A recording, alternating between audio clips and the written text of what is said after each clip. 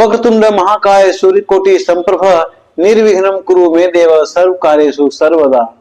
त्वमेव माता च पिता त्वमेव बन्धुश्च सखा त्वमेव विद्या द्रविणं त्वमेव सर्वं मम देव देव। हे प्रभु, ज्ञानहीन, कर्महीन और भक्तिहीन होने के बावजूद अपनी बुद्धि क्षमता के अनुसार आपके जीवन कथा का रसास्वादन खुद करते हुए आपके भक्तों को भी आपके जीवन कथा का रसास्वादन कराने हेतु धर्म पथ पे अग्रसर हूं। कृपया अपनी कृपा सभी भक्तों पे बनाए रखना। जय श्री राम। आज का विषय है राजा जनक को विधेय क्यों कहा जाता है। इसकी बहुत ही विचित्र कहानी है। मिथिला नरेश राजा जनक हुए, उनका असली नाम शीरध्वज था। यही अपने वंश के अंतिम राजा थे। तो राजा जनक के वंश का पहला राजा हुए निमि, और वे बहुत ही महान धार्मिक प्रतापी राजा थे। एक समय की बात है कि राजा निमि शांत बैठे हुए थे, परंतु निराश नहीं थे, प्रसन्न थे। उन्होंने ऐसा कोई कर्म ही नहीं किया था जिसके वजह से उन्हें चिंतित होना पड़े। एक महान धार्मिक, संस्कारी, प्रतापी, ज्ञानी राजा थे वो। लेकिन आज के समय में होता है ना, खाली मस्तिष्क शैतान का अड्डा जो बोलते हैं, उसमें क्या होता है, हमेशा भ्रष्ट चीजें ही भरी होती है दिमाग में। ये भ्रष्ट बातें हमारे चरित्र से रिलेटेड होता है। जैसे एक छोटा सा कहानी मैं आपको बताता हूं, 1 मिनट लगेगा। एक बार मैं किसी अतिथि के घर गया था और वहां शाम के समय में आसमान की ओर देख रहा था। आसमान की ओर उजला उजला बादल छाया हुआ था और सूर्यास्त का समय था, इसलिए जो बादल था वो हल्का क्रीम कलर का दिख रहा था। मैं उसी को ध्यान से देखकर खुश था। 2 जन अचानक वहां पर आए और उन्होंने कहा कि सर जी, आप क्या देख रहे हो। मैंने कहा जो मैं देख रहा हूं वो खुद आप भी देख लो, आपको कैसा लग रहा है जो सामने आसमान में दिख रहा है। एक ने कहा जंगली पशु की तरह दिख रहा है, जंगली हिरन की दिख रहा है, ऐसा शिकार करने में तो बहुत मजा आएगा। सच्चाई ये थी कि वो एक शिकारी था, तो जैसा चरित्र वैसा उसके मन में विचार आया। दूसरा आदमी था, उसने जवाब दिया कि मुझे तो रुई की तरह दिख रहा है, रुई का जो ढेर होता है उस तरह का दिख रहा है। काश ऐसा रुई अगर हमें मिल जाता तो उसे रजाई और तोशक बनाने में बड़ा मजा आता। बाद में पता चला वो धुनकी था पेशा से, रजाई बनाता है ना, वही वो काम करता था। जिससे क्या पता चलता है कि आदमी के नेचर के अनुसार कोई भी आदमी खाली समय में वैसे ही बातें सोचा करता है। यहाँ राजा निमि खाली बैठे हुए थे तो धर्म की बातों को सोच रहे थे। अचानक उनके मन में आया कि क्यों ना हम राजसूय यज्ञ करें, और इसके लिए वे अपने कुल गुरु वशिष्ठ मुनि के पास गए और उन्होंने उनके पास जाकर प्रस्ताव रखा।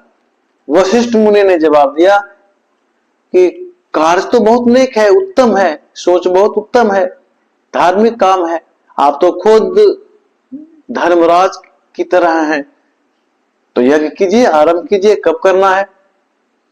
राजा निमि ने कहा कि ये तो आप पर निर्भर करता है, यथा शीघ्र मैं करना चाहता हूं। जो कुल गुरु थे राजा निमि के, वशिष्ठ मुनि, उन्होंने कहा कि बस 2-3 दिन में है इसे शुरू कर देना चाहिए, ये बहुत शुभ मुहूर्त है। तो राजा निमि ने कहा इस फिर देर किस बात की, चलिए अब ये राजसूय यज्ञ करवा दीजिए। लेकिन वशिष्ठ मुनि गंभीर हो गए। यह देखकर राजा निमि भी निराश हो गए। राजा निमि पूछते हैं कि मुनीश्वर कुछ बात है क्या, आपने आगे जवाब नहीं दिया। वशिष्ठ मुनि कहते हैं कि हाँ राजन, मैंने देवराज इंद्र को यज्ञ करने का वचन दे रखा है, तो जब तक मैं उनका यज्ञ पूरा नहीं करूंगा तब तक मैं आपका ये राजसूय यज्ञ नहीं करा सकता। हाँ, वो देवराज इंद्र का यज्ञ पूरा होने के बाद मैं आपका यज्ञ अवश्य करवा दूंगा। वशिष्ठ मुनि ने ये नहीं कहा कि मैं यज्ञ नहीं कराऊंगा, उन्होंने कहा कि देवराज इंद्र का यज्ञ पूरा करके मैं आपका यज्ञ करा दूंगा। राजा निमि वहां से अपने घर की ओर लौट आए। रास्ता में वो सोच रहे हैं कि मैं बचपन से ये सुनता आया हूं और अपनी प्रजा को भी ये कहता रहता हूं कि शुभ कार्य को तुरंत यति शीघ्र कर लेना चाहिए, शुभ कार्य को कभी टालना नहीं चाहिए, अशुभ कार्य के लिए समय लिया जाता है। उन्होंने कहा कि वशिष्ठ मुनि तो देवराज इंद्र के यज्ञ में बिजी हैं और समय कम है, तो क्यों ना हम गौतम मुनि के पास चलें। और इतना कहकर वो गौतम मुनि के पास चले गए। मन में इन्होंने ये बातों को कहा और गौतम मुनि के पास चले गए। गौतम मुनि के पास जाकर उन्होंने प्रस्ताव रखा कि मुनीश्वर, मेरे मन में ऐसी विचार आई है, अब मैं चाहता हूं कि ये कार्य आपके कर कमलों द्वारा संपन्न हो। गौतम मुनि बहुत खुश हुए। यज्ञ और क्यों नहीं, वो भी राजा निमि का, तैयार हो गए और उन्होंने राजा निमि के यहां आकर राजसूय यज्ञ संपन्न करा दिया। अब क्या होता है, यज्ञ के बाद राजा निमि आराम कर रहे थे, तब तक उधर देवराज इंद्र के यहां वशिष्ठ मुनि यज्ञ कराकर लौट रहे थे और रास्ते में उन्हें याद आया कि राजा निमि को भी यज्ञ करवाना है, इसलिए सीधा राजा निमि के यहां पहुंचे। पता चला राजा निमि के दरबार में आने के बाद कि राजा निमि तो राजसूय यज्ञ करवा चुके हैं। तो राजा जब राजसूय यज्ञ करवा चुके हैं तो इस बात से वशिष्ठ मुनि को बहुत आश्चर्य हुआ। उन्होंने वहां के दरबारियों से पूछा कि आखिर ये राजसूय यज्ञ किया किसने। राजा निमि को तो मैंने वचन दे रखा था कि देवराज इंद्र के यहाँ यज्ञ पूरा करने के बाद मैं आपके यहाँ कराऊंगा। उन्हें पता चला कि गौतम मुनि ने राजसूय यज्ञ करवाए और राजसूय यज्ञ आज ही खत्म हुआ है। अब देखिए जरा, यहां सोचिए, वशिष्ठ मुनि राजा निमि के कुल गुरु थे और कुल गुरु को हम इतना सम्मान देते हैं कि जो वो कहते हैं वही करते हैं।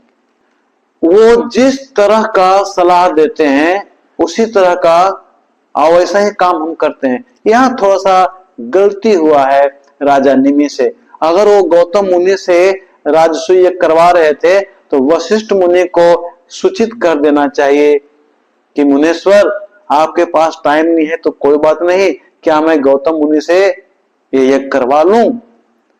तो इसमें दोनों की बात रह जाती, उनको तकलीफ भी नहीं होता वशिष्ठ मुनि को और राजा निमि का काम भी हो जाता।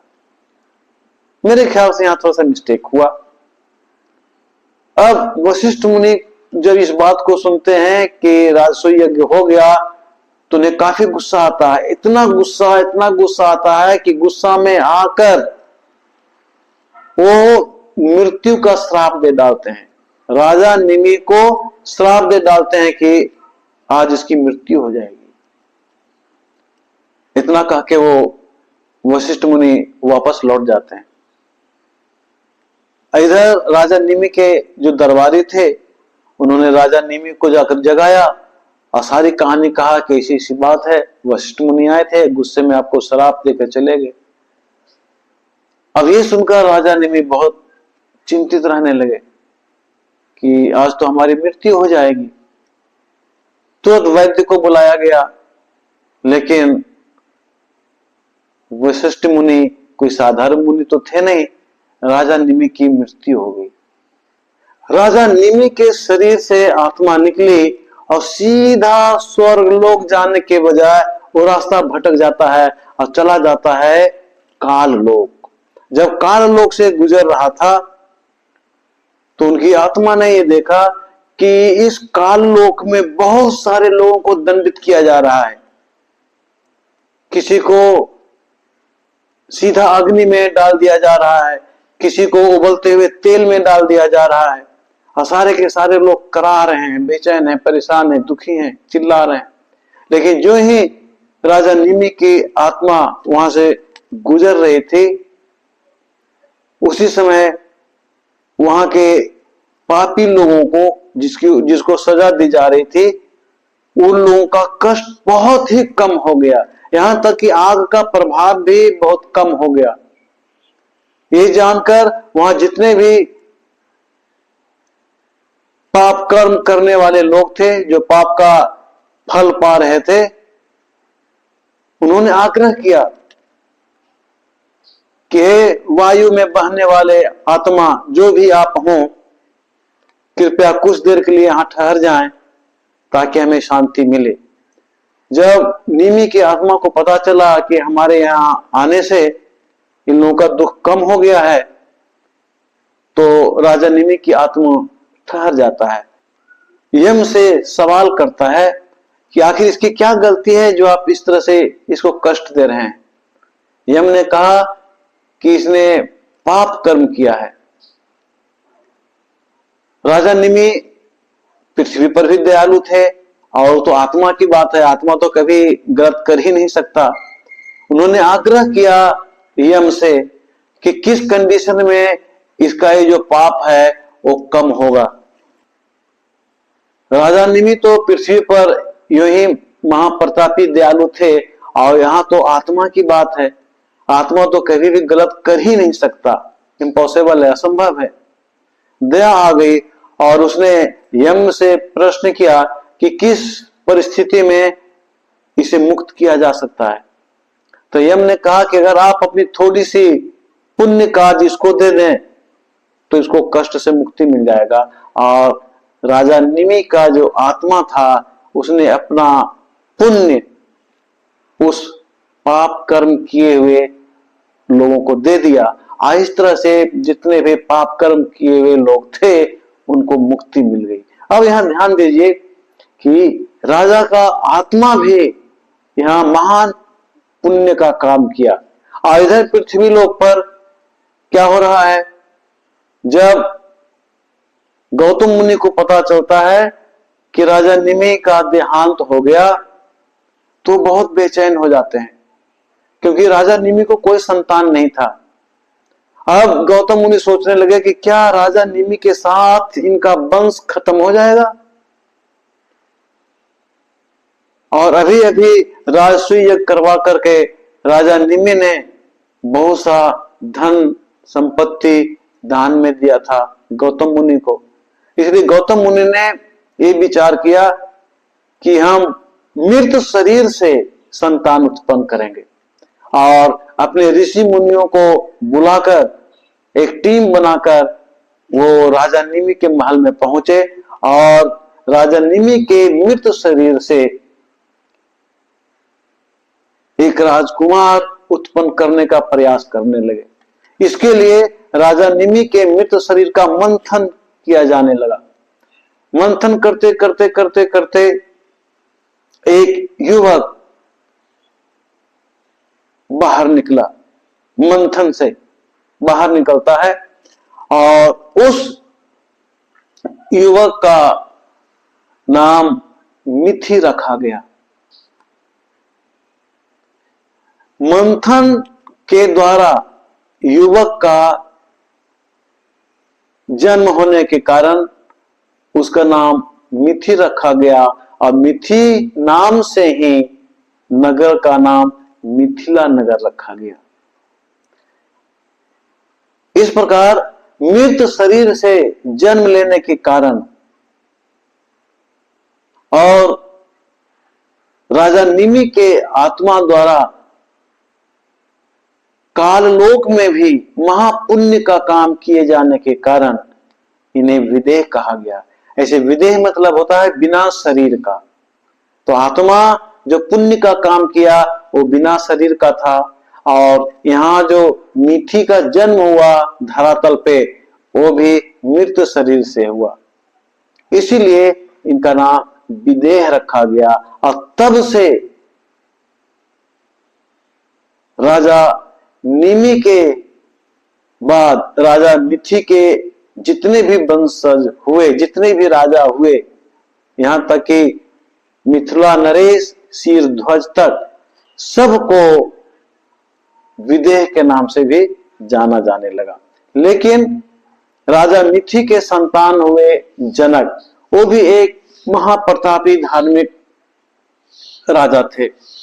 उन्हीं के नाम पर राजा जनक के बाद जितने भी राजा हुए, सबका नाम जनक रखा गया।